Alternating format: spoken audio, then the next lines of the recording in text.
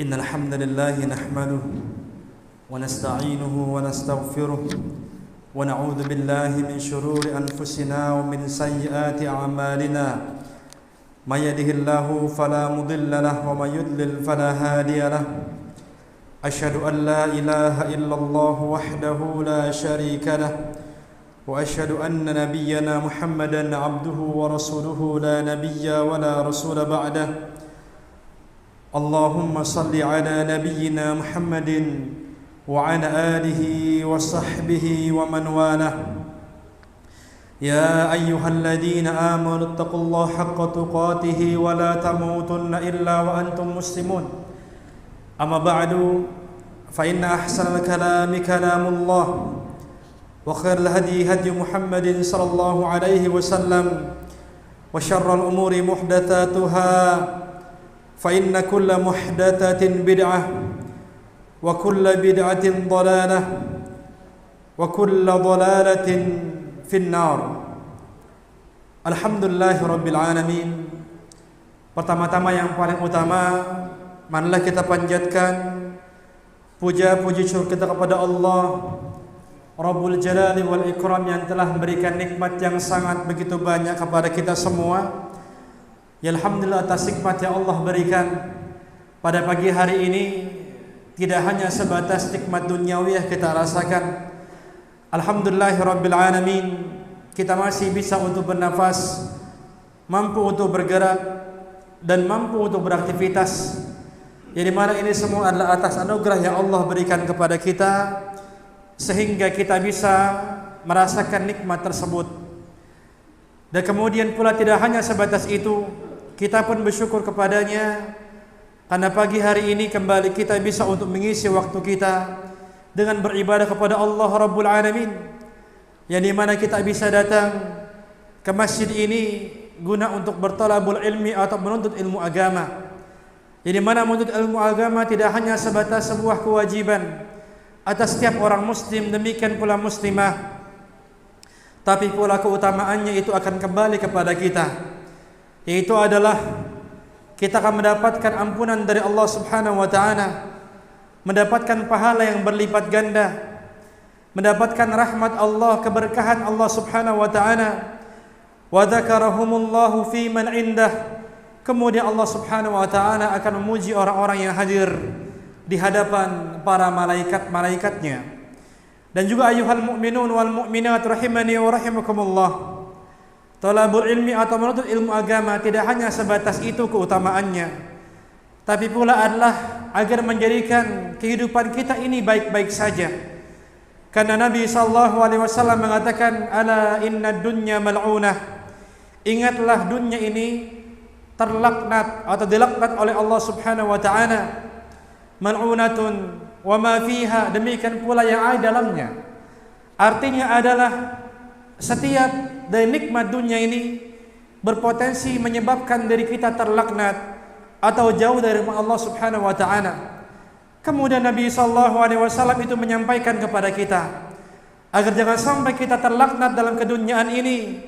Beliau mengatakan illa dzikrullah wa ma walah, kecuali keduniaan ini digunakan untuk berzikir kepada Allah Subhanahu wa taala dan membantu berzikir dan juga untuk menuntut ilmu agama. Nah, sehingga ayuhal mu'minun wal mu'minat rahimani wa rahimakumullah, kita penting untuk memberikan waktu kita dalam bertalabul ilmi, walaupun apa yang dibahas adalah apa yang sudah kita ketahui, karena keutamaannya itu lebih besar ketimbang apa yang kita dapatkan dari ilmu yang bermanfaat ini insyaallah ta'ala. Dan demikian pula ayuhal mu'minun rahimani wa rahimakumullah, dengan menuntut ilmu ini hidup kita pun akan baik-baik saja. Akhirnya kita pun semakin dekat dengan Allah Rabbul Alamin.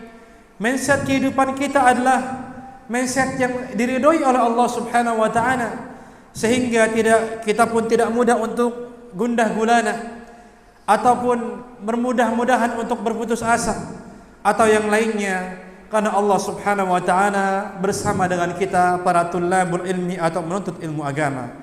Dan semoga Allah Rabbuna senantiasa berikan kepada kita nikmat sehat wal afiat, dijauhkan dari segala macam penyakit, virus, keburukan dan lain sebagainya, dan senantiasa kita pun diberikan keberkahan dalam hidup, diistiqamahkan dalam beribadah, hingga akhirnya kita menjadi insan yang bahagia dunia maupun di akhirat.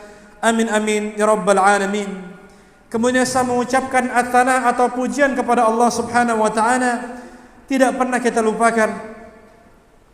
Salawat iring salam tetap tercurahkan kepada Nabi kita yang mulia, Nabi Muhammad sallallahu alaihi wasallam beserta para keluarganya, para sahabatnya serta para pengikut sunnahnya hingga akhir zaman. Ikhwa fillah rahimani wa rahimakumullah. Pada hari ini kami diberikan amanah ya oleh guru kami Ustaz, ada guru kita bersama Ustaz Abu Bakar Al-Dori, untuk menyampaikan kitab Tauhid yang beliau sudah rutin menyampaikannya di majelis ini. Yang dimana kalau tidak salah sudah masuk bab 57. Apa sudah selesai bab 57? Udah selesai ya? Sekali 58. Nah, ya, masuk ke 58. Yang dimana sekarang kita akan masuk ke bab yang ke-58, bab an-nahyu an sabbirih, atau bab larangan yang berkaitan dengan ya mencaci maki angin. Namun ini semua ada korelasinya dengan bab yang sebelumnya, sebagaimana sering kami sampaikan bahwasanya para ulama itu ketika membahas tentang kitab-kitabnya itu ada munasabah atau ada korelasi antara bab-bab tersebut, yang dimana bab-bab yang kita jelaskan diantaranya adalah seorang yang datang kepada kita menyebut nama Allah Subhanahu wa taala. Demikian pula minta kepada Allah, meminta kepada kita dengan menyebut nama Allah, sudah kami sampaikan pada pertemuan terdahulu. Demikian pula kita itu memohon kepada Allah Subhanahu wa taala menyebut namanya, yaitu meminta kepada Allah surganya. Demikian pula ucapan andai kata. Maka maksudnya di sini oleh al-muallif rahimahullahu taala, maka jangan sampai kita terjerumus dalam kesyirikan yang berkaitan dengan al-qauliyah atau perkataan kita. Jadi syirik itu Pak tidak hanya sebatas fi'liyah aja, atau kita itu ada perangai yang membuat kita itu syirik begitu. Contohnya menyembah api, menyembah berhala, atau menyembelih untuk selain Allah Subhanahu wa taala. Ya, ketika ada yang kesurupan disuruh untuk menyembelih ayam, ya, atas nama jin tersebut. Ayam apa tuh yang mahal? Yang warna hitam tuh? Cemani, ayam cemani. Kan susah nyarinya itu ya. Diturutin sama kita menyembelih atas nama jin atau yang lain, syirik besar ini. Tidak boleh, ya. Ya, seorang yang dia menyembelih atas nama si Allah Subhanahu wa taala maka tidak boleh. Demikian pula menyembelihnya untuk Allah Subhanahu wa taala namun di tempatnya, bukan tempat yang lazim. Semacam menyembelih itu di kuburan misalkan. Walaupun menyebut nama Allah Subhanahu wa taala ada permintaan tertentu itu. Ya, walaupun disebut bismillah, tapi mengapa dilakukannya di mana? Di kuburan. Ini pun terlarang. Para ulama kita tidak hanya sebatas melarang kita menyembelih atas nama selain Allah, tapi pula adalah menyembelih di tempat-tempat yang tidak lazim, yang bahkan di tempat menyembelih untuk selain Allah Subhanahu wa ta'ala. Karena seorang ketika dia menyembelih sesuatu di kuburan atau tempat menyembelih untuk selain Allah, pasti ada niat tujuan tertentu. Nah, kita terlarang dalam syariat tersebut ini ya, dikhawatirkan masuk ke dalam syirik besar. Dan juga perangai-perangai lain yang berkaitan dengan al-fi'liyah atau sebuah perbuatan. Jadi syirik itu tidak hanya berkaitan dengan perbuatan aja, tapi pula berkaitan dengan perkataan. Ya, semacam seorang mengatakan demi Allah, demi Rasulullah, boleh enggak? Enggak boleh. Kenapa enggak boleh? Bersumpah tadi atas nama Rasulullah. Yang dimana Nabi mengatakan ini sudah melakukan kesyirikan. Yang ternyata banyak orang-orang yang menggunakan sumpah seperti ini, padahal dalilnya jelas. Ya, namun mungkin tidak diketahui atau bagaimana, banyak orang-orang yang bahkan disebut sebagai ya tokoh agama bersumpah atas nama selain Allah Rabbul Alamin. Dan juga perkataan-perkataan yang lainnya, ya semacam ihtiza biddin, atau ya kita itu bercanda atas nama agama begitu. Demikian pula mengucapkan andai kata, laula, yang disampaikan sudah pada pertemuan terdahulu. Maka ini pun bagian dari pintu kesyirikan. Ya akhirnya kita pun tidak menerima takdir Allah Subhanahu wa ta'ala. Nah, sehingga apa yang disampaikan oleh al-muallif di halaman 176 sebelum kami sampaikan di halaman berikutnya ya. Karena ini berkaitan erat dengan bab yang saat ini kita jelaskan. Yang di mana Nabi sallallahu alaihi wasallam mengatakan ihris ala ma yanfa'uk.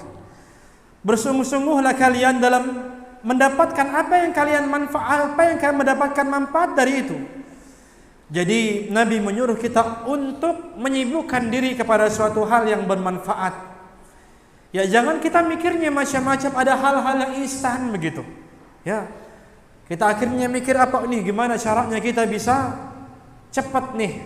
Ya, rezeki kita atau dagang kita laris. Akhirnya datang ya ke sumur tertentu, katanya sumurnya ada apa tuh? Ada air sucinya, air macam-macam lagi tuh. Atau datang ke tempat-tempat yang lain, jangan. Ihris ala ma yanfa'uk. Cukup bagi kita fokus dengan hal-hal yang bermanfaat saja. Kalau memang kita rasa perdagangan kita ini kurang laku, cukup bagi kita minta kepada Allah Subhanahu wa ta'ala dan kita sibuk dengan yang manfaat. Bagaimana caranya nih? Kita lihat di online. Caranya gimana nih? Biar bisnisnya lancar. Bagaimana sistem pengelolaan uangnya? Bagaimana sistem marketingnya? Bagaimana sistem periklanannya dan lain sebagainya? Ini yang seharusnya kita lakukan. Bukan jangan-jangan ketika usaha kita itu agak turunnya, datang ke si mbah, ya saya pengen kaya, mbah. Kalau mbah itu jujur, boro-boro nak, mbah aja kaya nggak kesampaian sampai sekarang. Makanya dukun ini. Kan begitu ya. Ya gitu, makanya kenapa mereka dianggap paranormal? Kenapa? Karena yang datang kurang normal. Dikadalin terus sama dia. Padahal seharusnya kalau dukun ini bisa menggandakan uang, wah udah jadi orang paling kaya. Tesla itu nggak ada apa. Ya. Namun ini tandanya adalah mereka ngibulin masyarakat. Nah, sayangnya kita malah datang kepada mereka. Sehingga Nabi kasih nih solusi. Ihris ala ma yanfa'uk. Cukup bagi kita untuk bersungguh-sungguh apa yang memang manfaat untuk kita. Wasta'in billah, dan kita pun minta pertolongan kepada Allah Subhanahu wa ta'ala. Kalau kita qadarullah diberikan musibah berupa ketiadaan harta, misalkan kita dalam kondisi ya dicekik oleh hutang atau yang lain, minta sama Allah, kita berupaya apa yang mendapatkan manfaat. Wala ta'jas, dan jangan kita merasa lemah begitu. Karena setan itu senang melihat kita lemah. Kadang nih kita ikhwan, demikian pula akhwat fillah rahimani wa rahimakumullah, ketika datang kelemahan tertentu kita malah ngobrolin, iklanin itu. Orang-orang pada tahu semua. Ya, bikin status WhatsApp, ya Allah, hari ini begini amat sih hidup, ketahuan semua ya. Kadang mohon maaf ya, suami istri punya masalah ya, itu dibikinnya di status. Punya suami nggak peka banget, padahal suami di samping lagi ngopi itu. Kenapa nggak langsung ngomong gitu? Harus diiklanin orang-orang banyak. Jangan. Wala ta'jas, jangan kita ini merasa lemah segala apapun. Jangan. Ya, jangan kita ingin dikasihani oleh orang lain. Atau kita itu promosikan kelemahan-kelemahan kita, jangan. Nabi mengatakan wala ta'jas, ya jangan kayak itu merasa lemah. Akhirnya kita ketika sudah merasa lemah, kita promosikan, setan senang di situ. Oh, ini orang ini lagi lemah nih. Karena setan ini akan datang fi kulli sya'nih dalam hadits. Datang kepada anak cucu Adam dalam segala perkaranya, apalagi tatkala mereka itu lemah. Mereka buat hidupnya lebih sengsara lagi, ya. Mereka lebih bikin sengsara lagi. Dan tengoklah ikhwah fillah rahimani wa rahimakumullah. Kalau kita punya masalah dalam finance kita, dalam finansial kita, duit nggak pada ada gitu ya, susah banget nyari duit ya. Demikian pula hidup itu susah. Ya demikian pula kita buat beli gas aja, nyalahin api di kompor aja beratnya minta ampun. Ya. Tapi tetap kita tidak boleh untuk menunjukkan kelemahan kita untuk dikasihani oleh orang lain. Demikian kita pula tidak boleh pula kita merasa lemah. Kita anggap ya Allah begini amat sih. Sholat mah udah, ngaji mah udah, tapi tetap aja hidup mah susah. Begitu enggak kira-kira kita? Enggak ya? Yakin enggak? Kadang-kadang ngeluh mah ada ya, Masya Allah. Nabi SAW manusia terbaik sepanjang zaman. Ya ibu-ibu, bapak-bapak saya mau nanya nih ya. Kata ibunda kita Aisyah, Nabi itu, rumah tangga Nabi itu dikatakan tidak ngebul selama sebulan. Ngebul selama sebulan karena apa itu? Kebakaran? Enggak apa? Enggak masak selama sebulan. Dan beliau sampaikan terus makannya pakai apa? Satu gelas air sama kurma. Ya sama kurma begitu. Dan kadang-kadang ada yang ngasih kata beliau, yaitu daging yang kecil-kecil. Ini ibunda kita Aisyah. Ya, 1 bulan enggak masak karena enggak punya duit. Kira-kira pernah enggak kita seumur hidup kita sebulan enggak masak, Bu, Pak? Pernah. Soalnya makannya di luar. Bukan begitu maksudnya. Pernah nggak kita sebulan nggak masak emang nggak punya duit? Nggak ya? Ada aja gitu mungkin seminggu mungkin nggak pernah. Ini sebulan. Tapi Nabi itu tidak berkeluh kesah kepada sahabat. Kalau saja beliau berkeluh kesah, waduh ini kayaknya saya nggak makan lagi nih sekarang. Nah, pasti akan banyak sumbangan yang datang dari para sahabat, dipastikan itu. Nggak ada. Nabi itu tidak pernah berkeluh kesah. Ya. Dan bahkan Nabi itu dia kuat ya. Dia tidak pernah tadi bahkan 1 bulan aja itu enggak masak itu. Masya Allah, beliau itu luar biasa. Kita pun tidak. Nah kita baru enggak punya duit sehari, dramanya udah kelebihan. Kayaknya enak ya jadi orang itu, dah drama lagi. Ya Allah, ngaji mah udah, sholat mah udah, tapi masa sih sehari gak punya duit, drama lagi. Astagfirullah. Kadang kita gak punya duit sedikit, oh udah boleh ini mah kita gak riba nih sekarang nih, kan lagi cekek nih sama utang, kata siapa? Nabi sebulan itu yang gak masak Nabi itu, ya. Bahkan sedihnya lagi dalam kitab Al-Adab Al-Mufrad itu ya. Itu ibunda kita Aisyah Ummul Mukminin senang banget satu hari itu punya 1 biji kurma, pengen dimakan gitu, dapat beliau itu 1 biji kurma pengen beliau makan, senang banget tuh. Saking sulitnya kehidupan beliau. Tiba ketika ingin makan, Pak, itu datang seorang wanita bawa 2 anak. Aduh, lagi pengen makan, satu wanita bawa 2 anak. Sudah begitu apa? Wanita tersebut minta, karena emang qadarullah wanita ini tidak punya suami ya. Ini anak-anak yatim nih 2 orang ini. Ibunda kita yang lagi seneng punya kurma 1 biji, bayangkan ya, itu langsung dikasih ya sama wanita itu. Dan pelajarannya bukan sampai situ. Wanita itu ngambil, diapain Pak Bu? Dipotong jadi 2, diapain? Dikasih buat anak-anaknya, ibunya nggak makan. Ini ngajarin kita bagaimana kesederhanaan hidup ya seorang ibunda kita Aisyah, demikian pula para sahabat-sahabat yang mulia. Nah, begitu ya. Maka Nabi disampaikan tadi sebulan aja nggak makan, nggak masak, disampaikan beliau makannya hanya kurma sama air, tidak mengeluh. Kalau kita apa sih? Mungkin air sama apa kita ya? Timun kan? Atau apalah begitu, beliau tidak mengeluh dan tidak merasa lemah. Dan jangan sampai kita lemah tadi, ya akhirnya kita itu merasa diri kita paling sengsara. Apalagi Pak Bu, kalau kita kehidupannya udah standarnya media sosial, jangan. Lihat TikTok dikit, nah tahu TikTok apa? Oh nggak ada yang tahu, alhamdulillah di sini mah ya.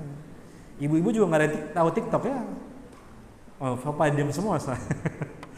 TikTok, Instagram sedikit ngelihat konten, enak ya hidup dia, drama lagi mulai. Akhirnya ngomel-ngomel ke suami, tuh dia mah tuh yang di sini di konten nih, mobilnya aja bagus, kita mau motor aja Supra misalkan, ya. Ngeluh-ngeluh setiap hari, masya Allah, la haula wala quwwata illa billah.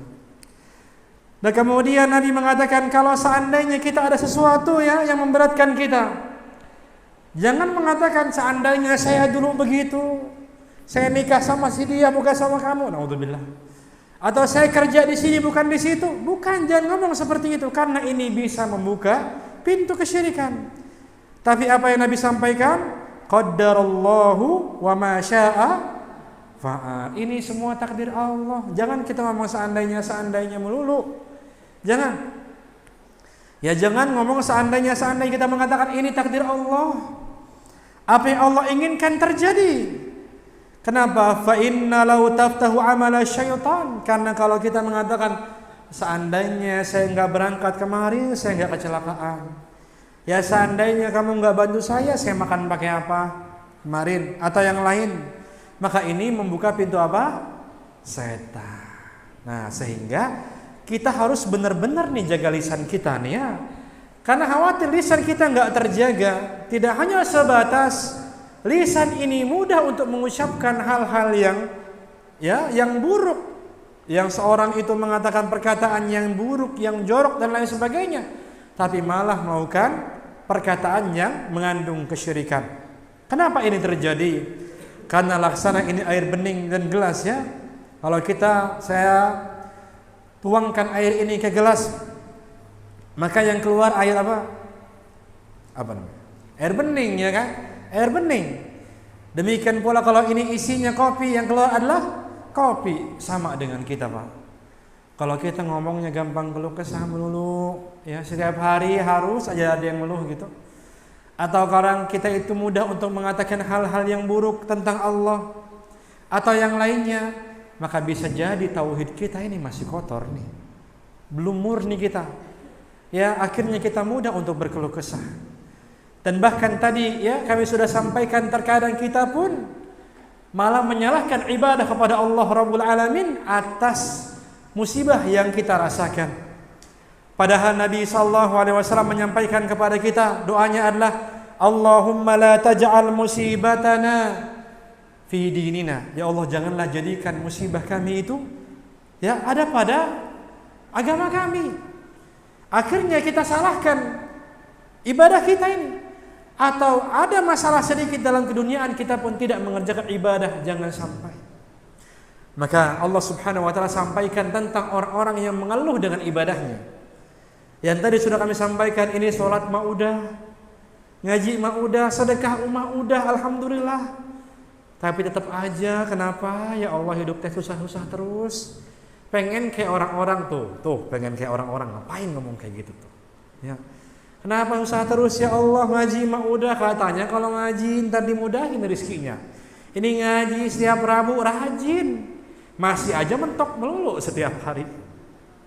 Allah berfirman, Bu, Pak, dalam surat Al-Fajr tentang hal ini ya, yang maknanya wa amma idza mabtalahu rabbuhu fa akramahu wa na'amahu fayaqulu rabbi akraman. Kalau dia diberikan anugerah dari Allah Subhanahu wa taala, dia akan mudah mengatakan nih ya Allah sedang memuliakan saya ya karena saya alhamdulillah ngaji dan lain sebagainya. Kemudian wa ma idza mabtalahu faqaddara alaihi rizquhu fayaqulu rabbi ahanan. Ada yang kurang tadi ya, yaitu apa? Ketika diberikan musibah berupa kurangan, dia mengatakan Tuhan atau Allah telah menghinakan saya. Artinya apa tadi? Ngaji udah, sedekah udah, tapi kok masih begini-gini aja. Kemudian apa Allah firmankan? Kalla balla tukrimunal yatim. Allah menyuruh kita untuk introspeksi. Emang udah ngasih anak yatim bisa ngomong kayak gitu? Ya? Wala tahadduna ala ta'amil miskin. Apa kamu juga pernah menyuruh orang untuk memberikan makan kepada orang miskin sehingga mudah untuk ngomong seperti itu? Ya, kemudian wa ta'kuluna turatha aklan lamma, sedangkan engkau makan harta warisan saudaramu itu dimakan harta orang lain. Kemudian kamu mengatakan saya udah ngaji, saya udah begini tapi belum dapat apa-apa. Ini kata Allah Subhanahu wa taala. Jadi kalau kita itu pingin ngeluh dengan ibadah kita, ingat kita belum ngapa-ngapain. Masih begini aja ngaji paling baru berapa kali. Maka jangan sampai kita menyalahkan ibadah kita kepada Allah Subhanahu wa taala.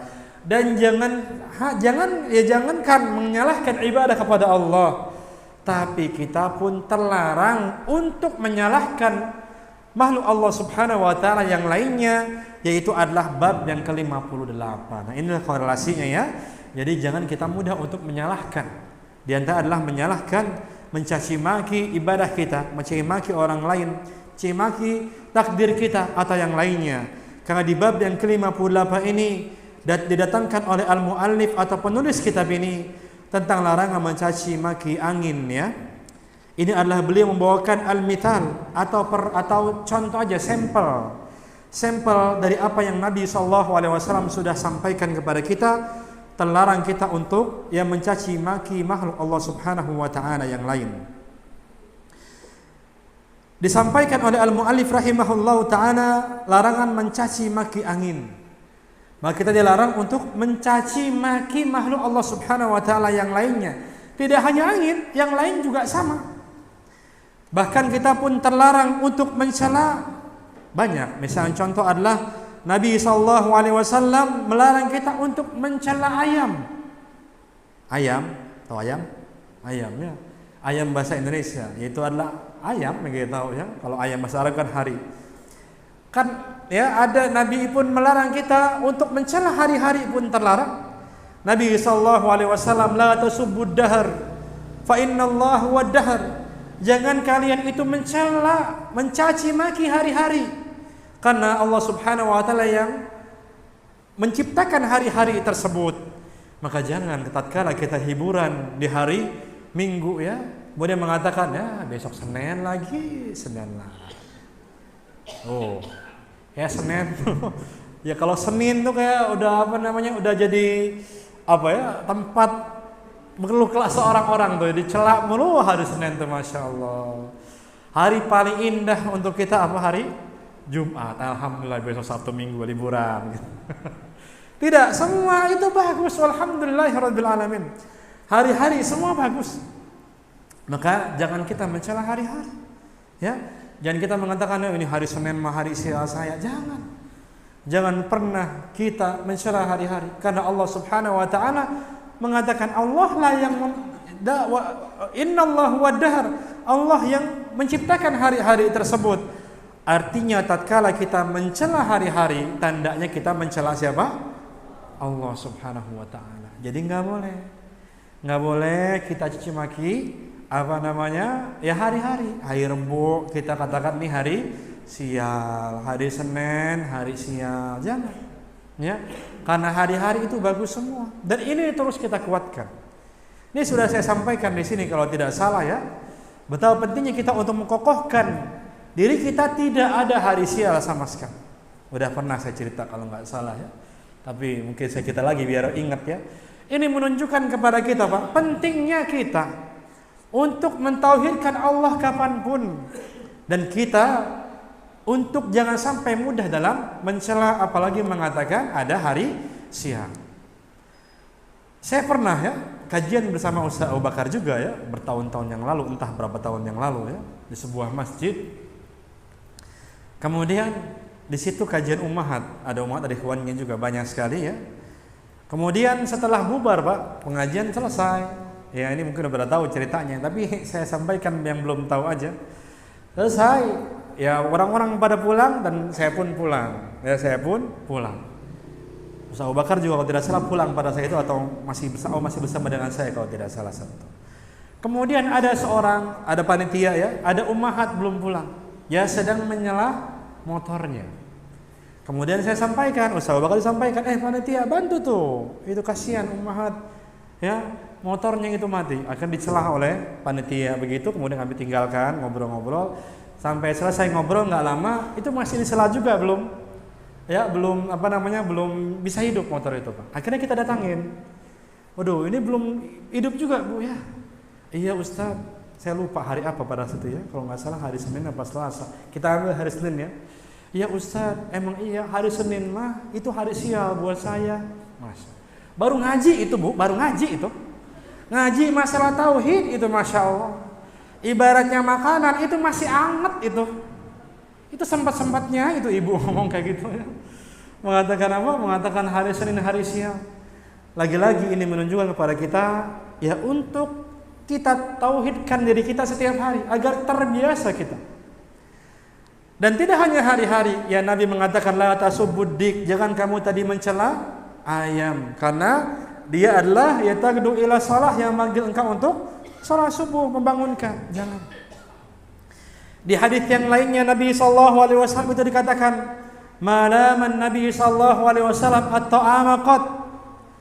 Nabi sallallahu alaihi wasallam tidak pernah mencela makanan pun, ya makanan sekecil apapun. Ya, itu disampaikan oleh para sahabat Nabi. Kalau Nabi itu di antara sifatnya tidak pernah mencela makanan. Fa in istaha, kalau beliau mau beliau makan. Kalau beliau enggak mau beliau tinggalkan, kasih kepada yang lain. Sesimpel itu hidup Nabi. Kalau kita ya, kata Imam An-Nawawi, maksudnya apa itu? Ya, yaitu adalah mencela makan. Maksudnya apa? Apakah kita mencela makan? Wow, ini enggak enak nih makanan di depan orangnya? Enggak, kata beliau adalah mengatakan malih. Makanan ini keasinan, ya ini kurang matang, ini kematangan, ya atau ini keasaman, atau yang lain kita sebut sebagai mencela makanan yang Nabi belum pernah sama sekali seperti itu. Kalau memang kurang enak, misalkan kurang garam, cukup bagi kita apa? Datengin kokinya, datengin misal istri yang masak. Bu, ini asin banget, ini kenapa? Hah? Nah, tanya seperti itu. Bukan depan makanan, asin ke asinnya ini mah jangan. Ya. Karena apa? Kita terlarang untuk mencela makanan. Kenapa? Karena khawatir keberkahan tersebut hilang gara-gara kita cela. Nah, kalau kita Masya Allah ada makanan nih ya, rasanya kurang enak. Apa yang kita lakukan, Pak? Kita cela habis-habisnya itu makanannya. Oh, ini makanan gak enak. Cela juga orang yang masaknya. Ini orang masak pengen kawin lagi kali ini. Ya asin banget kayak begini, dicela orangnya. Belum sampai itu, habis tuh makanan sama kita. Astagfirullah. Udah cela, dimakan, habis lagi Masya. Apa sih kita ini ya? Maka jangan kita mencela makan. Jadi kalau kurang enak memang, ya jujur memang, cuma kita tidak mengatakannya kepada makanan tersebut, ya. Tidak langsung mengatakannya. Kita bisa setelah makan selesai, kita sampaikan dan lain sebagainya. Inilah Nabi sallallahu alaihi wasallam menyatakan kepada kita. Dan demikian pula Nabi sallallahu alaihi wasallam itu bahkan melarang kita untuk mencaci maki setan. Mencaci maki setan itu ternyata tidak boleh. Ya.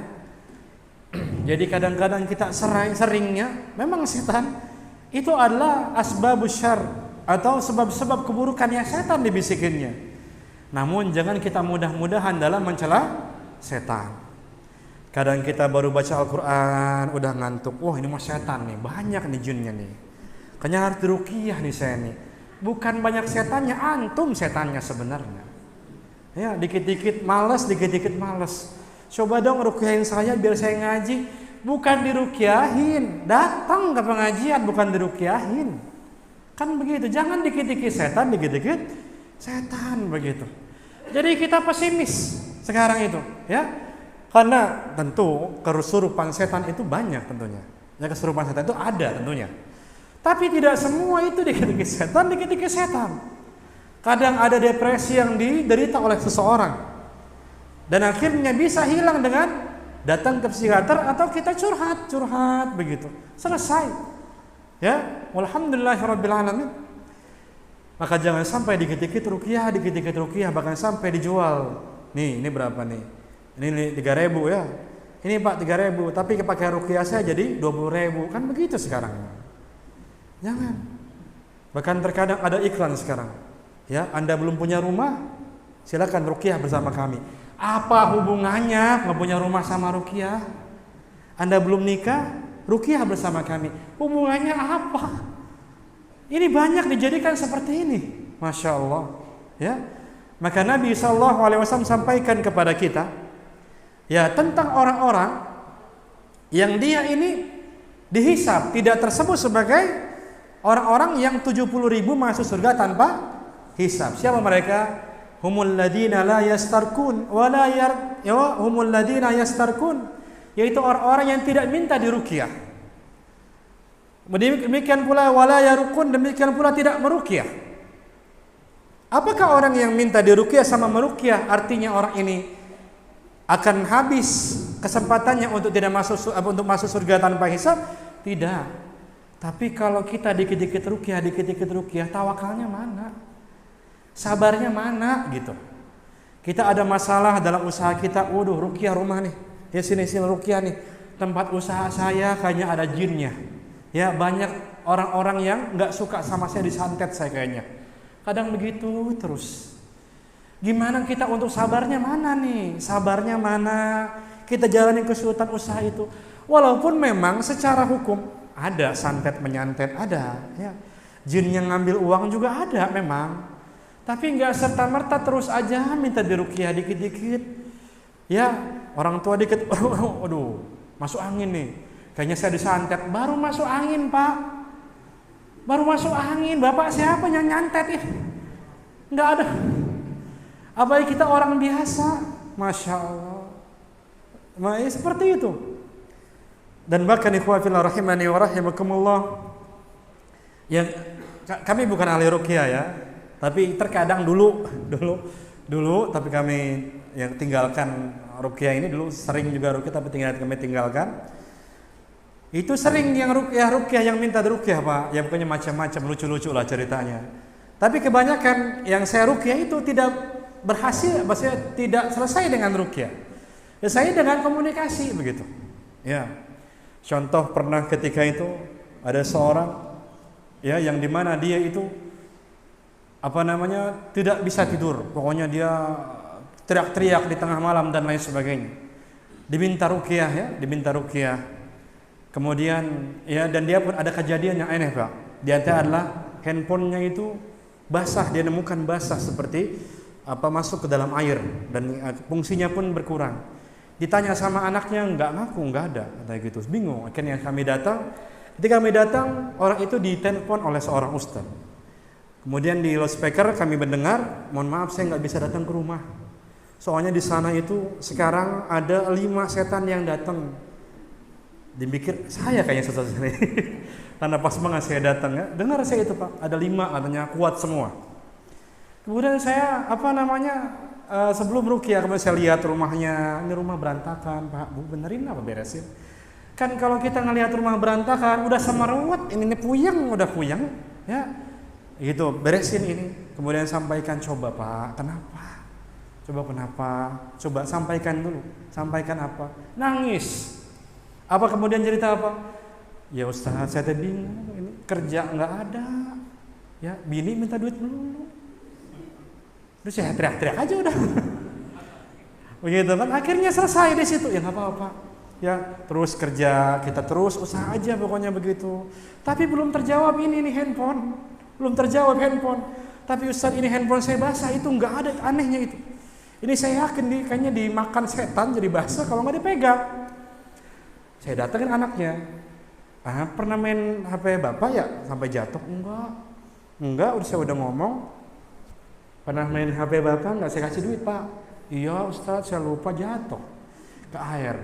Saya mau bilang takut diomelin. Nah, ketemu akhirnya, alhamdulillah. Sehat orang ini sampai sekarang ternyata. Masya Allah. Belum lagi ada ya 2 orang. Ini cuma sekedar ya, cerita aja ya. Belum lagi ada 2 orang yang dimana orang ini memang aneh, Pak. Yaitu dia ketika baca Quran pingsan, sakit, bahkan nggak bisa sholat begitu. Kita juga bingung. Kemudian akhirnya Pak, selesai dengan solusi. Ternyata kan mikirnya ini jin pasti, nggak bisa sholat namanya juga. Langsung pingsan, langsung ngapa-ngapa, langsung dibawa ke dokter. Kemudian akhirnya kita sampaikan pelan-pelan apa masalahnya nih. Ceritain masalahnya, banyak banget cerita. Kita sampaikan kalau Bapak depresi seperti ini terus, Bapak kayak gini terus. Terserah. Mau Bapak kayak begini, masuk neraka, nggak sholat apa gimana? Takut dia. Sholat sekarang alhamdulillah di musola. Ternyata ya walaupun ada memang, tapi tidak semua itu kita menyalahkan setan-setan dan lain sebagainya. Dan Nabi SAW mengatakan, la tasubbu syaitan. Jangan kamu mencela syaitan. Wa ta'awwadu billahi min syarri. Cukup bagimu adalah untuk minta perlindungan kepada Allah dari keburukan setan. Jangan ini mah setan ini mah. Ya. Kenapa kamu itu kayak gini marah-marah terus? Karena ada setan di dalam diri saya. Tahu dari mana? Udah deh, hidup mah jangan banyak dramanya udah. Udah jalanin aja gitu. Jangan bikin cerita-cerita yang aneh. Udah jalanin aja kita. Makanya kami sampaikan sangat begitu berkaitan bab yang kemarin itu. Ihris ala ma yanfa'uk, cukup kita fokus aja dalam kehidupan kita. Enggak usah bikin drama-drama sendiri. Ya. Bikin ini, bikin itu, akhirnya kita pusing, pesimis kita. Hidupnya puyeng, ya. Baru mau buka usaha nih, ntar ada yang nyantet, nah, ya ntar ada yang ini enggak. Kita enggak bisa jadinya, takut terus hidup kita. Sedangkan Nabi menyuruh kita wala ta'jas, jangan kita merasa lemah. Bahkan Nabi tadi saja menyampaikan, yaitu jangan kita mencela syaitan, karena kita hendaklah untuk minta perlindungan kepada Allah Subhanahu wa taala. Bahkan Nabi sallallahu alaihi wasallam ajarkan kepada kita tatkala kita itu tersandung, Pak. Apa yang kita ucapkan? Apa? Inilahi apa? Yarhamukallah. Ucap apa? Bismillah. Kenapa? Dan jangan kita mencela setan. Ya fa innahu yakbur. Karena setan ini ketika dicela pada saat itu maka dia akan semakin membesar. Nah, ini kata Nabi sallallahu alaihi wasallam kepada kita. Sehingga tidak boleh kita yang mencela makhluk-makhluk Allah yang lain. Kalau setan, cukup bagi kita untuk meminta perlindungan kepada Allah dari dirinya yang terkutuk. Demikian pula Nabi SAW melarang kita untuk mencela dua orang tua kita. Nabi SAW mengatakan, Inna min akbaril kabair, sesungguhnya di antara dosa yang paling besar, an yul'ina ar-rajul walidayh, yaitu seorang laki-laki itu menghina kedua orang tuanya, melaknat kedua orang tuanya. Para sahabat kaget. Emang ada gitu orang yang melaknat kedua orang tuanya? Kalau ada pun jarang. Jadi dikatakan oleh mereka, "Ya Rasulullah, wa kaifa yul'in ar-rajul walidayh?" Wahai Rasulullah, lantas bagaimana seorang itu bisa melaknat kedua orang tuanya? Ini jarang. Nabi SAW mengatakan yasubur rajulu abal rajuli, yaitu dengan cara seorang ini mencela bapak orang lain.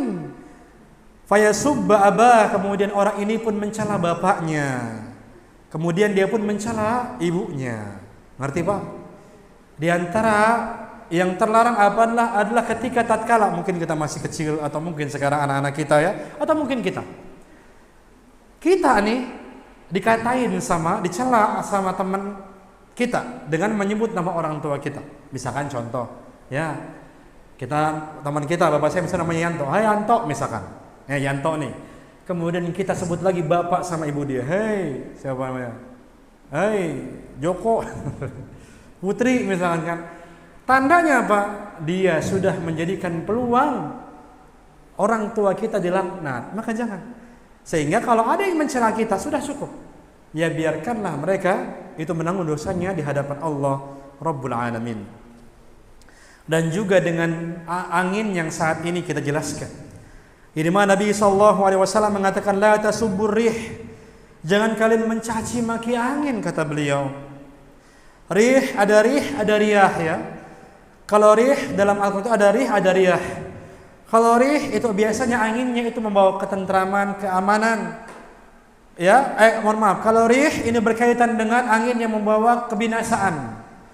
Kalau riyah, angin yang berkaitan dengan membawa ketenangan, ketentraman kalau riyah. Tapi para ulama mengatakan rih sama riyah sama-sama aja. Dan beliau mengatakan la tasubur rih. Jangan kalian mencaci maki angin. Fa idza ra'aitum ma takrahun, maka tatkala kalian melihat angin tersebut itu besar, cukuplah kalian untuk berdoa kepada Allah, jangan mencaci maki anginnya. Itu angin enggak tahu apa kita lagi kerja misalnya. Ya, itu angin gede banget. Apa sih salah kita atau yang lain? Ya. Cukup bagi kita untuk mengatakan Allahumma inna nas'aluka min khairi hadzal rih. Ya Allah, aku minta kepadamu dari kebaikan angin-angin ini. Karena ada kebaikannya. Angin topan ya yang melanda di Amerika atau ada kebaikannya untuk kita sebagai cerminan, atau kebaikan-kebaikan yang lain kita tidak tahu. Demikian pula gempa-gempa yang terjadi ini pun ada kebaikan di baliknya. Ya, di antara teman-teman dahulu berapa tahun yang lalu ya di Cirebon ya Pak ya, yang sampai hancur berapa tuh rumah masjid, Masya Allah. Kami belum lama bertemu dengan orang Cirebon ya, kemudian dia cerita ini, yang tersebut sebagai korban juga. Katanya saya pingin bersyukur dengan musibah kan gak boleh Ustaz. Ya, tapi inilah benar adanya. Itu rumah saya, rumah bibi saya bilik, Ustaz. Bilik itu, bilik orang-orang sana mah bilik, musola juga Masya Allah kecil jelek. Qadarullah ada gempa hancur sama Ustaz. Ya, tanpa ngeluarin dana saya rumah saya Masya Allah mantap sekarang. Masjid megah. Pokoknya datang ke sana megah semua rumah-rumah Ustaz. Ada hikmahnya, ya, ada kebaikan-kebaikannya ternyata. Ini yang kita minta kepada Allah Subhanahu wa taala. Wa khaira ma umirat bihi. Demikian pula kebaikan yang terkandung di dalamnya. Wa na'udzu bika min syarri hadir rih. Demikian pula aku berlindung kepadamu ya Allah dari keburukan angin ini. Karena angin inilah akhirnya binasakan, menghancurkan dan lain sebagainya. Wa syarri ma fiha, demikian pula keburukannya ada dalamnya. Wa syarri ma umirat bihi, demikian pula keburukan yang diperintahkan kepadanya. Jadi di sini ada 3 hal ya. Pertama adalah keburukan dari anginnya kita minta perlindungan. Demikian pula keburukan dari yang ditimbulkannya pada saat itu. Demikian pula efeknya yang terjadi setelah angin tersebut berlangsung. Nah, kita minta perlindungan kepada Allah Subhanahu wa taala dari itu semua. Jadi walhasil ikhwan wa akhwat fillah rahimani wa rahimakumullah, bab yang dibawakan oleh al-muallif rahimahullahu taala ini menyampaikan kepada kita ilmu yang bermanfaat, bahwasanya kita itu terlarang untuk mencela makhluk Allah Subhanahu wa taala yang lainnya. Ya, mencela manusia boleh enggak kita? Nggak boleh bahkan. Demikian pula mencela orang karena kemaksiatan dilakukan malah atau tidak? Nggak boleh. Ya, jadi ada orang mabuk kita cela orang tersebut. Ya, ini pun tidak boleh kalau hanya sebatas mencela. Tapi kalau kita peringatkan, kita beri nasihat, kita jadikan pelajaran boleh. Tapi kalau hanya sebatas mencela jangan. Karena Al-Imam Ibnu Qayyim rahimahullahu taala menyampaikan, man ayyara akhan musliman bidambin lam yamut hatta ya'malah. Tidaklah ada seorang muslim yang dia itu menjelek-jelekan orang muslim yang lain karena kemaksiatan yang dia kerjakan, kecuali dia tidak meninggal dunia sampai sempat mengerjakan keburukan tersebut. Nah, ini kita khawatirkan walaupun tentunya belum pasti akan melakukannya ya bagi orang-orang yang mencelanya. Jadi demikian, terlarang kita untuk mencela siapapun, karena ini membawa pintu-pintu syaitan, membuka pintu-pintu syaitan, dan akhirnya kita pun malah bisa jadi melakukan kesyirikan kepada Allah disebabkan kita mencela Allah Rabbul Alamin. Ini mungkin ya, Masya Allah, ternyata cepat sekali waktu yang kita sampaikan, karena kalau nggak salah sampai jam 11 ya. Dan sebagaimana biasa masih ada waktu sekitar hampir setengah jam. Sebagaimana biasa kita buka dengan tanya jawab. Ya, silakan yang ingin ditanyakan, baik berkaitan dengan materi atau di luar materi, fal yatafaddalu masyhurin, silakan untuk ditanyakan. Silakan boleh share kertas ya, atau langsung atau pesan WhatsApp. Udah tahu kan nomor saya? Kalau tahu udahlah, silakan untuk mengirim pesan WhatsApp. Nah, ada tanyakan Pak, silakan. Silakan.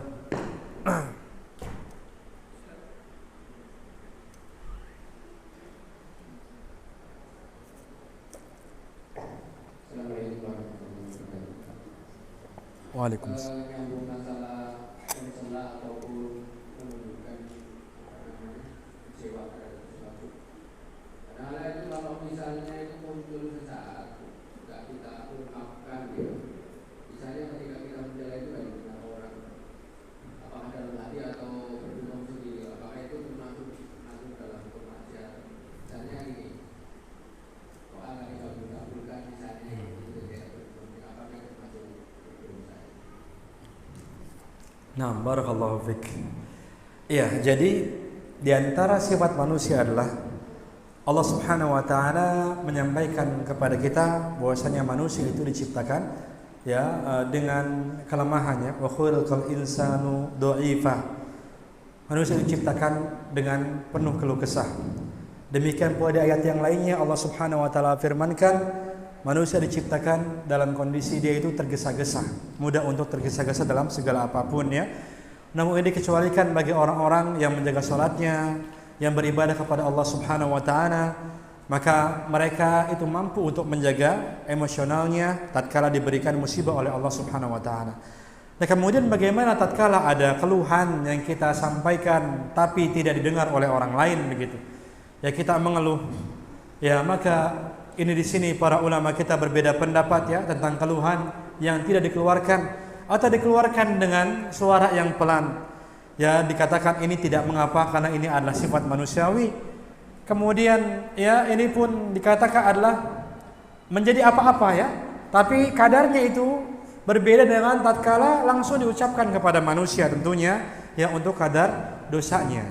Disampaikan oleh Imam Ahmad bin Hanbal rahimahullahu taala, beliau ini tidak merasakan sakit ya, sakit di sakaratul mautnya. Kemudian beliau itu jarang untuk mengeluh gitu seperti orang kesakitan atau yang lainnya. Kemudian beliau ditanyakan tentang hal itu, ya kenapa beliau bisa sabar ketika diberikan sakit, beliau tidak mengeluh, tidak mengatakan aduh gitu ya atau yang lain. Beliau mengatakan dikhawatirkan mengadu ini bagian dari ya berkeluh kesah gitu, yang akhirnya bisa mendapatkan dosa. Walaupun tentu kadarnya ini berbeda dengan kalau kita mengeluhnya itu sering atau kita mengucapkannya di hadapan orang lain atau yang lain.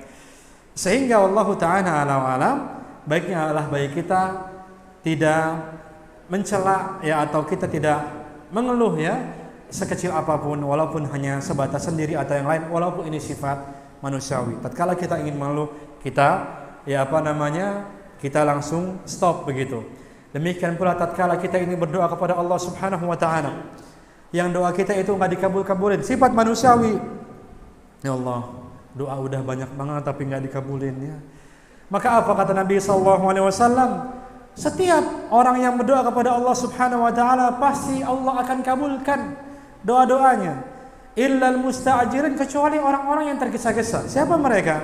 Mereka adalah orang yang berdoa kepada Allah Subhanahu wa taala, kemudian mereka mengatakan aku sudah berdoa kepada Allah, tapi ternyata Allah belum kabulkan. Nah, jadi ini mengatakannya sendiri.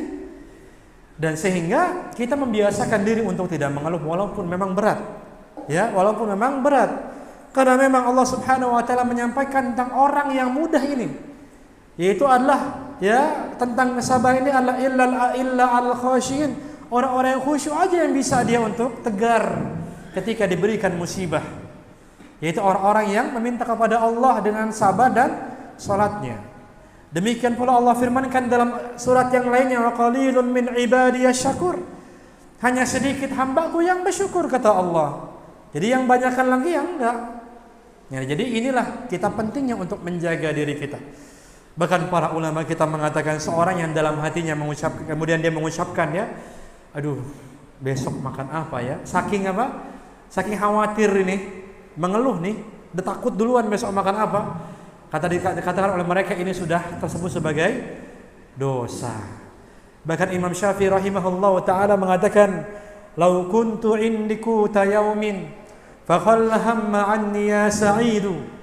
Seandainya aku bisa makan, ya seandainya hari ini aku punya makanan yang bisa aku konsumsi, fakhalla amma anni ya sa'idu, maka sungguh hai jiwa, engkau adalah orang yang paling bahagia. Kata Imam Syafi'i itu, wala taqtur humuma ghadin bibali, dan jangan kamu khawatir besok makan apa. Fa inna ghadan lahu rizqun jadidu, karena besok Allah siapkan rezeki yang baru untuk kita. Dan juga doa yang kita panjatkan itu sebenarnya pasti akan dikabulkan. Karena pengabulan doa itu 3. Kata Nabi itu apa? An yu'ajjil lahu da'watah, doanya langsung dikabulkan. Yang kedua caranya adalah an yaddakhiraha lahu fil akhirah, ya maka dia akan menjadi pahala untuk di akhirat nanti sehingga dia mudah nanti di hari hisab. Yang ketiga adalah an yamna alahu su'an mitlah, orang ini akan dihindari dari keburukan yang semisal. Kadang kita minta, ya Allah, ya saya pengen punya mobil yang enggak mahal-mahal, yang apa-apa enggak Pajero juga ya Allah, Avanza lah ya Allah. Minta terus-terusan enggak dikabulin. Kenapa?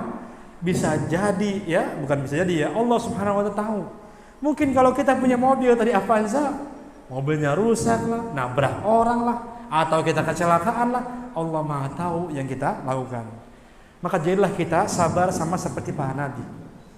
Nabi Musa sama Nabi Harun, Pak. Nabi Musa sama Nabi Harun itu doa kepada Allah Subhanahu wa taala dalam Al-Qur'an. Yang dimana doa mereka itu Rabbana tmis amwalihim washdud ala qulubihim fala yu'minu hatta yarawul adzabal alim. Ya Allah, hancurkanlah Fir'aun. Demikian pula balantaranya. Hartanya hancurin semua. Dan janganlah engkau biarkan ya Allah dia merasakan beriman sampai dia melihat adabmu yang sangat begitu pedih. Doanya Nabi Musa sama Nabi Harun. Akhirnya Allah Subhanahu wa taala mengatakan qad ujibat da'watukuma. Pada hari ini telah kami kabulkan doa kalian berdua. Para ahli tafsir menyampaikan, Pak, jarak antara doanya Nabi Musa sama tenggelamnya Fir'aun di laut apa namanya? Laut Merah. Berapa lautnya gimana? Terbelah. Berapa yang terbelah? Ingat, kalau kita meyakini terbelahnya satu, kita itu sudah terdoktrin dengan ajarannya ahlul kitab. Orang Yahudi Israiliyat ya. Dalam Al-Qur'an, dalam kitab Sirah itu lautnya bukan satu dibelahnya. Menjadi berapa? Bercabang-cabang. Bahkan sampai 12 belahan. Jadi bukan satu ya. Kalau satu itu ajaran Alkitab. Jadi ajarannya Israiliyat namanya. Orang-orang Bani Israel. Kalau kita di Quran itu dikatakan jalannya banyak. Ya demikian pula dari kitab tafsir ya jelaskan oleh para ulama kita. Lanjut ya. Nah kemudian berapa lama nih jaraknya antara doa Nabi Musa, Nabi Harun sama dikabulkan? Setahun apa 2 tahun kira-kira? Kata Pak tafsir apa? Arba'ina sanah, 40 tahun baru dikabulin. Tuh. Nah kita ngomong ya Allah, ini kenapa doa belum dikabulin juga? Doanya kapan? Kemarin sih habis maghrib, masih hangat itu doa. Ya Allah ya. Jadi jangan tergesa-gesa. Itu dia. Nabi Muhammad aja yang urgent banget difitnah, dicaci maki oleh orang Yahudi. Kenapa? Karena menjadikan Baitul Maqdis, Masjid Aqsa sebagai kiblat mereka orang kaum muslimin kita ya dulu. Dicaci tuh lihat orang muslim, ngikut-ngikutin kita. Sangat butuh Nabi itu dikabulkan doanya memalingkan kiblat dari Masjid Aqsa ke mana? Masjidil Haram. Terus doa. Dikabulin? Iya, dikabulin. Berapa lama? Sehari 2 hari. Bahkan disampaikan oleh Allah Subhanahu wa taala, "Qad nara taqalluba wajhika fis sama." Kami sering melihat engkau ya Muhammad mengadahkan pandanganmu ke atas langit. Terus begini, kenapa? Mengira malaikat Jibril turun untuk memberikan wahyu agar dipalingkan kiblatnya itu. Berapa lama? Seminggu, 2 minggu, 16 bulan. Lama ternyata. Ya, tapi ini justru Allah tahu kenapa harus 16 bulan. Allah tahu kenapa 40 tahun. Demikian pula kita. Allah memberikan yang terbaik untuk kita semua sehingga kita mencoba untuk tidak mengeluh dalam segala apapun. Nah, barakallahu fiik. Tanyakan lagi? Ini enggak ada yang tanya lewat WhatsApp? Suruh nanya bukan suruh diam. Assalamualaikum Pak Ustaz. Waalaikumsalam. Ini di luar tema Pak Ustaz. Berhubungan dengan hukumnya haji atau umroh untuk wanita tanpa mahram. Khususnya mungkin untuk wanita yang sudah tidak bersuami. Sama sekali, yang pertama sama sekali mungkin tidak ada mahram atau ada mahram, tapi kita hanya punya uang untuk kita berangkat sendiri. Apakah ini masuk dalam kategori pergi haji atau umroh jika mampu? Mohon dijelaskan Pak Ustaz. Nah, barakallahu fik. Ya, ini umrah sama haji untuk wanita. Ingat ya, umrah sama haji itu ada syaratnya. Kalau tidak terpenuhi syarat, tidak ada kewajiban haji atau umrah. Karena sebagian para ulama itu menghukumi umrah ini layaknya haji, hukumnya wajib. Apalagi kalau sekarang yang sudah berapa di Bogor? Berapa tahun, Pak? 32 ya? 30-an ya, 30 tahun yang kita untuk menunggunya itu. Maka ada syaratnya seorang bisa haji atau ada kewajiban haji atau umrah, itu apa? Al-istita'ah, atau dia mampu. Allah Subhanahu wa taala mengatakan walillahi 'alan nasi hajjul baiti man istata'a ilaihi sabila, dan kewajiban bagi seseorang untuk berhaji ke Baitullah yaitu orangnya punya kemampuan untuk menunaikan ibadah haji. Apa itu kemampuannya? Tidak hanya sebatas punya duit, tapi pula adalah punya bekal. Dan tidak hanya sebatas punya bekal, punya duit juga, tapi dia adalah di antara bekalnya adalah as-sihah, punya kemampuan untuk berhaji, ada kesehatan, mampu dia melakukan haji tersebut atau umrah, baru dia itu hukumnya wajib. Ya, sedangkan kalau kita sakit, kita punya uang, kita sakit nggak bisa untuk berjalan atau yang lain, kesulitan nanti di sana, tidak ada kewajiban bagi kita. Demikian pula imra'atun, demikian pula wanita yang tidak punya mahram untuk berangkat ke sana, tidak ada kewajiban untuk menunaikan ibadah haji sama umrah, tidak ada kewajiban.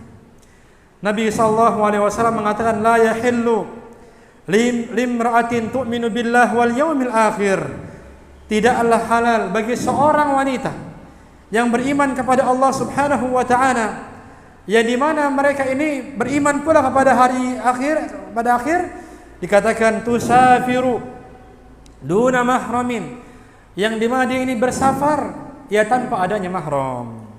Jadi walhasil ketiadaan mahram ini sudah membuat wanita tersebut tidak ada kewajiban haji sama umrah, selesai ya.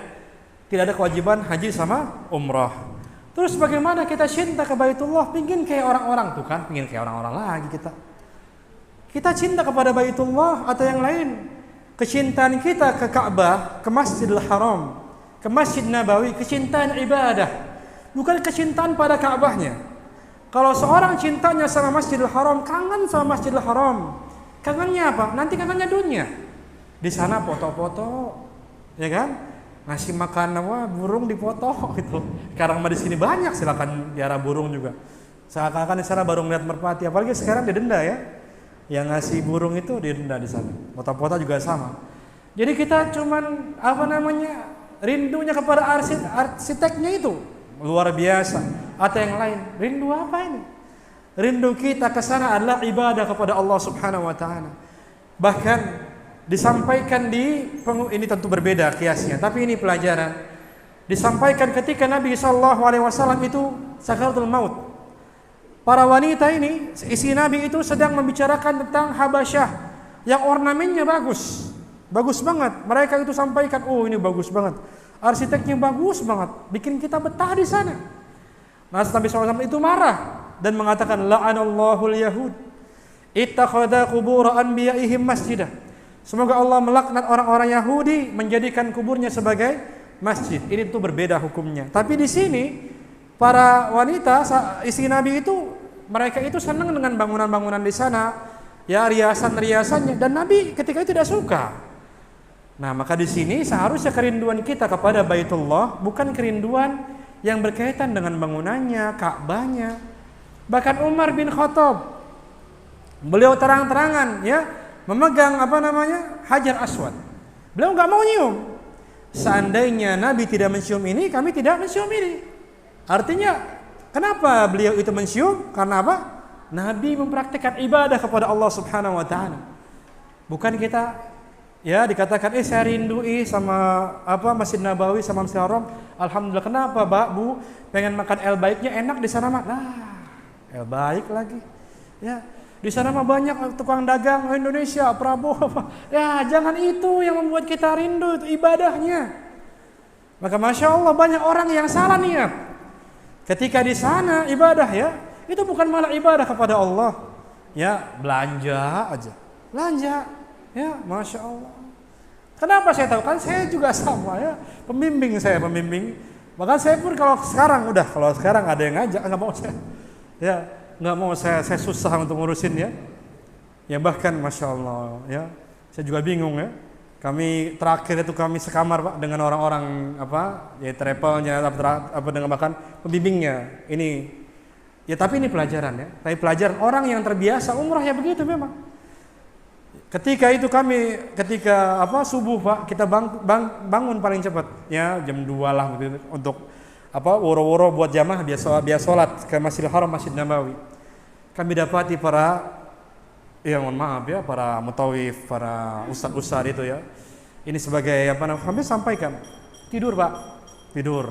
Ya udahlah, udah saya sampaikan, tidur. Itu selama saya umrah itu. Berapa hari itu? 14 hari. Saya ke sana, saya pulang sekitar jam 8, jam 9 buat makan. Masih tidur mereka. Kenapa masih tidur? Udah biasa mereka di sana.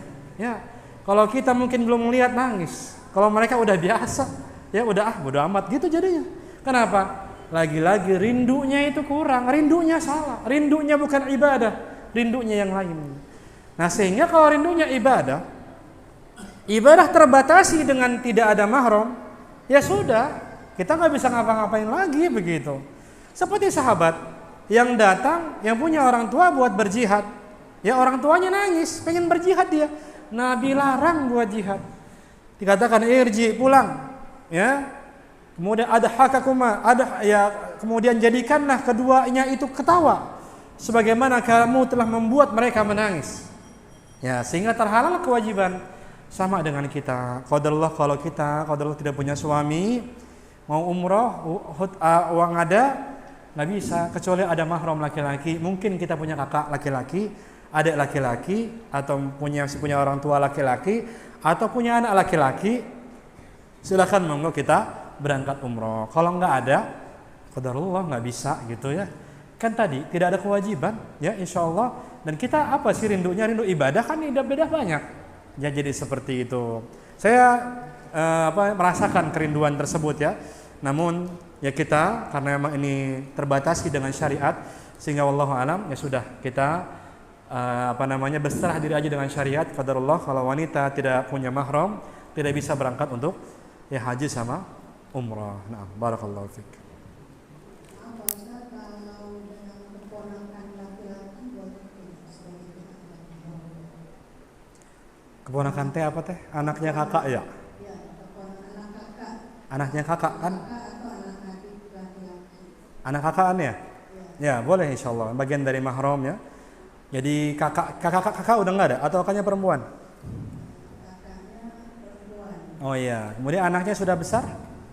Iya, sudah bisa beraktivitas. Ya, kalau sudah dewasa insya Allah boleh kita ajak dia atau kita rayu itunya saudara kita kumpulin duit dong biar dia umroh biar saya juga bisa umroh ya. Jadi insya Allah inilah diantara syaratnya kita umroh harus ada mahramnya. Nah, barakallahu fiik.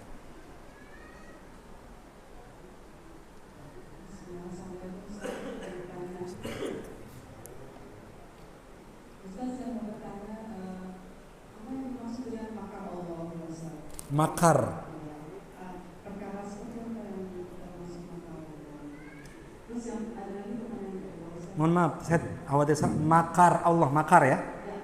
Yang dimaksud dengan makar Allah dan perkara seperti apa yang dimaksud dengan makar Allah.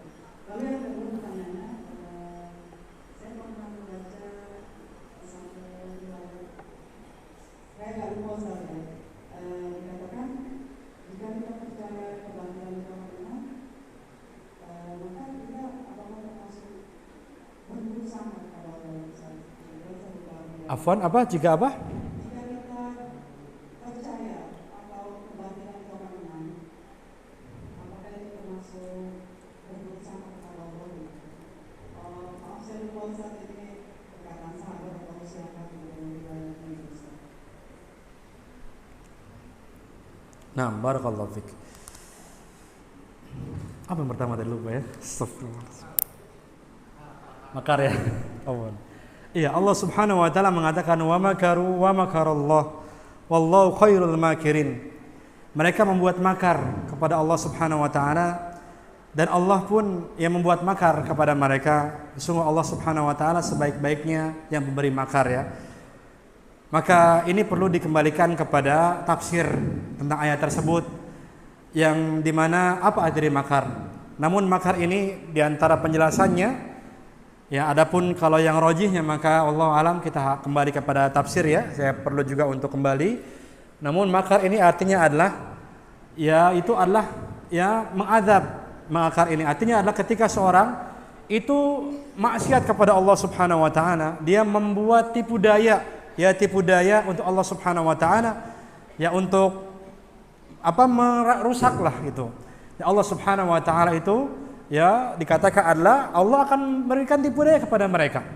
Yaitu seorang yang dia maksiat kepada Allah, demikian pula dia ini telah menghalangi orang-orang muslim untuk sholat dahulu ya di Masjidil Haram atau yang lain, demikian pula membuat ibadah atau bulan haram ini disebut boleh untuk berperang atau yang lain, itu kembalikan kepada tafsirnya karena ayat tersebut masih berkaitan erat dengan ini. Ya maka dia sedang maksiat kepada Allah, ya sedang seakan-akan menipu daya Allah Subhanahu wa taala, sedang merusak tatanan yang Allah buat ya. Allah Subhanahu wa taala akan menipu daya mereka adalah dengan mengadab mereka karena Allah Subhanahu wa taala itu adalah pembuat tipu daya. Dan ingat ya, tidak semua sifat Allah Subhanahu wa taala itu menjadi nama Allah.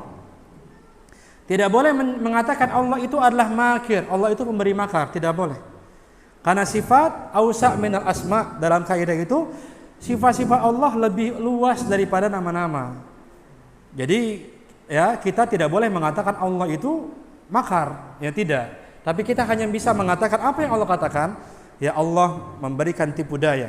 Seperti itu. Adapun mengatasnamakan, menjadikan, membuat nama Allah itu adalah sang pemberi makir begitu, tidak diperbolehkan dalam syariat karena tidak ada yang menetapkan itu. Tapi sifatnya ada, yaitu sebagaimana yang Allah sampaikan dalam surat ini, yaitu adalah tipu daya atau mengadab atau yang lainnya. Namun untuk yang rajihnya maka saya perlu kembali ke kitab tafsir ya, biar lebih jelas apa yang memang tersebut oleh para ulama kita. Yang kedua juga wallahu taala a'lam wa alam, kami belum mendapatkan, sering mendengarkan itu, belum menemukan itu dan belum juga mencarinya. Keterbatasan ilmu kami tidak mampu untuk menjawabnya apakah itu hadis atau perkataan yang lain. Namun ya tatkala seorang ini sudah meyakini misalkan Allah Subhanahu wa taala akan menolong atau yang lain, atau Allah itu akan menghancurkan kaum muslim atau yang lain, memang ini diantara ya suudzon billah, yaitu adalah kita bersangka kepada Allah Subhanahu wa taala. Karena Allah menjaga umat ini. Ya Allah menjaga umat ini, Allah menjaga agama ini. Bahkan Nabi SAW saja beliau ini sempat nangis, Pak.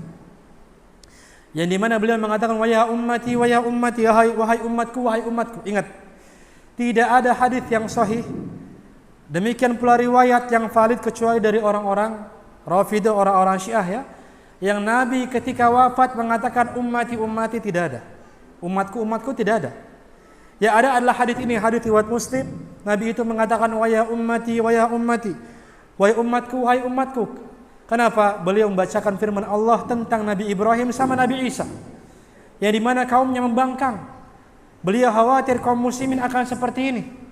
Kemudian akhirnya datanglah malaikat Jibril menenangkan beliau bahwa kaum muslimin ya tidak akan ya seperti itu, artinya akan hancur binasa, tidak ada. Jadi walhasil ya wallahu alam, Islam akan terus tegak, demikian pula kebenaran akan terus ada. Jadi yang penting adalah kita untuk memperjuangkan kebenaran tersebut sesuai dengan rambu-rambunya. Nah, adapun riwayatnya wallahu alam saya tidak tahu. Ya nanti mungkin saya akan sampaikan ini sebagai PR untuk saya. Nah, barakallahu fik. Wes, Pak. Wes. Ya. Iya, silakan. Waalaikumsalam. Ada speakernya? Speaker mic.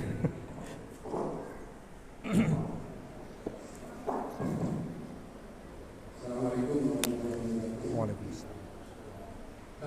Yang saya ingin tanyakan terkait dengan sholat wanita. Karena sholat wanita. Sholat bagi wanita. Bagi warisan. Dalam hal ini disampaikan bahwa sebaik-baiknya sholat wanita itu di rumah. Namun jika bekerja itu tidak ada larangan. Ya.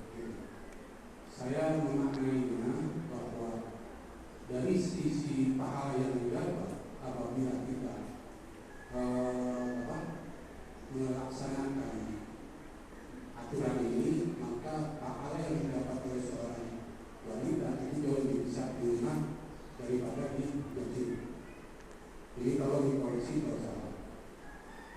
Berikutnya adalah bagaimana ini diterapkan ketika wanita itu berada di dua kota suci, yaitu di Mekah dan di Madinah. Yang sering muncul adalah mereka bertanya ketika hadis ini dipraktekkan, lantas mereka mengatakan, saya mau di masjid saja, buat apa datang jauh-jauh? Itu sholat di tempat mereka tinggal saat itu. Itu kira-kira yang menjadi pertanyaan saya. Terima kasih. Assalamualaikum warahmatullahi wabarakatuh. Waalaikumsalam warahmatullahi wabarakatuh. Betul sekali ya. Jadi sholatnya perempuan di rumah ini pahalanya lebih besar ketimbang dia sholat di masjid. Karena Nabi SAW sampaikan bahwa sholat perempuan itu lebih besar pahalanya ketimbang sholat di masjid ini. Maksudnya dalam Masjid Nabawi. Yang besar pahalanya nyatanya dikalahkan kalau dikerjakan di rumah. Nah sehingga sholatnya wanita itu di rumah lebih utama ketimbang sholat di masjid. Namun Nabi SAW mengatakan wala tamna'na, janganlah kalian itu untuk menolak atau melarang wanita untuk sholat di masjid, karena diperbolehkan selama rambu-rambunya dijaga agar tidak menggunakan parfum hingga akhirnya tercium oleh orang-orang. Demikian pula harus menutup aurat dan juga yang lainnya. Diperbolehkan dan tidak boleh kita untuk melarang mereka untuk sholat di masjid.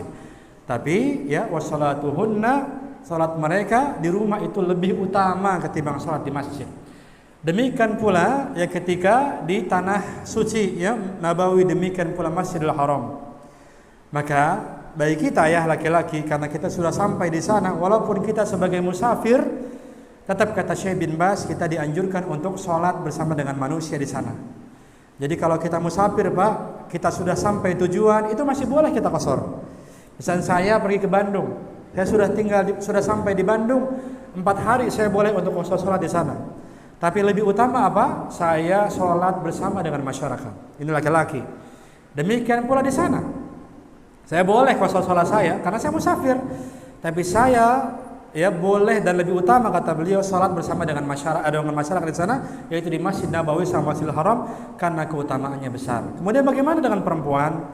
Perempuan pun sama. Maka sholatnya di hotelnya, di rumahnya itu lebih bagus ketimbang di masjid. Ya sebagian mengatakan demikian, dan sebagian mengatakan perkataan yang lain, bahwasanya sholat yang dimaksud dengan rumah dengan Masjidil Haram adalah ya rumah kita gitu, karena komplek Masjidil Haram itu hampir menyasar itu kepada hotel-hotel yang terdekat yang disebut juga sebagai Masjidil Haram sekarang. Wallahu alam, yang rajih adalah ya memang ketika di hotel ini hukumnya sebagai rumah. Nah sehingga sholat mereka di hotel lebih utama daripada di masjid. Namun kita tidak boleh melarang mereka untuk sholat di masjid karena keutamanya juga besar. Walaupun tadi lebih besarnya di hotel atau ya di hotel mereka lah, kita ambil pendapat para ulama. Sebagiannya mengatakan di hotel itu lebih utama.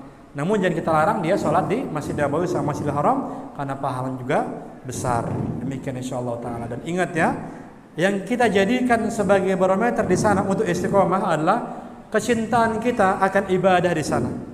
Bukan kecintaan kita kepada yang lain. Misalnya cintanya dengan ornamen-ornamennya, dengan bagusnya, dengan AC-nya, dengan dinginnya atau yang lain, jangan. Ini akan mudah hilang. Jadi kita nggak istiqomah. Akhirnya panggilan kita ke sana berikutnya bukan panggilan iman lagi, panggilan yang lain begitu. Sehingga kalau perempuan di sana ya dia sholat, maka ingat dia adalah inginnya mendapatkan pahala yang berkali-kali lipat tersebut, bukan untuk yang lainnya. Demikian. Walaupun selanjutnya kita takjub dengan ornamen-ornamen tidak masalah, tapi yang lebih utama tadi yang harus jadi utamakan adalah niat kita ibadah, barulah yang niat-niat yang lainnya. Nah, barakallahu fiik.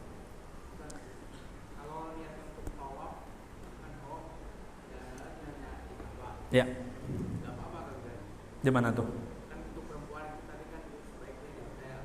Tapi karena ingin tawaf itu kan berarti ke haram. Atau kalau maksudnya berarti kan mau berolok, apakah niatnya seperti itu?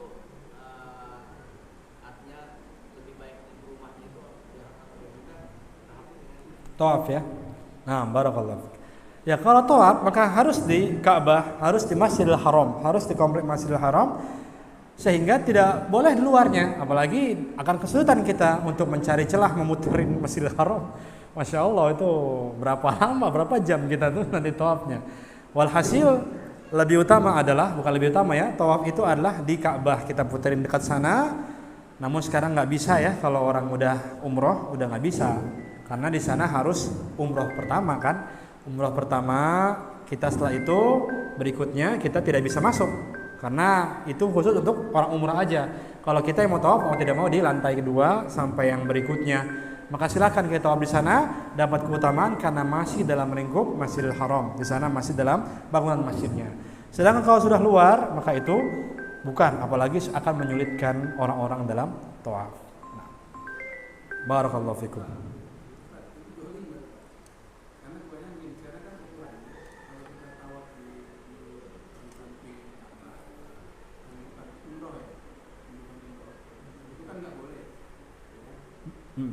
Kalau pakai baju biasa, pakai baju umroh.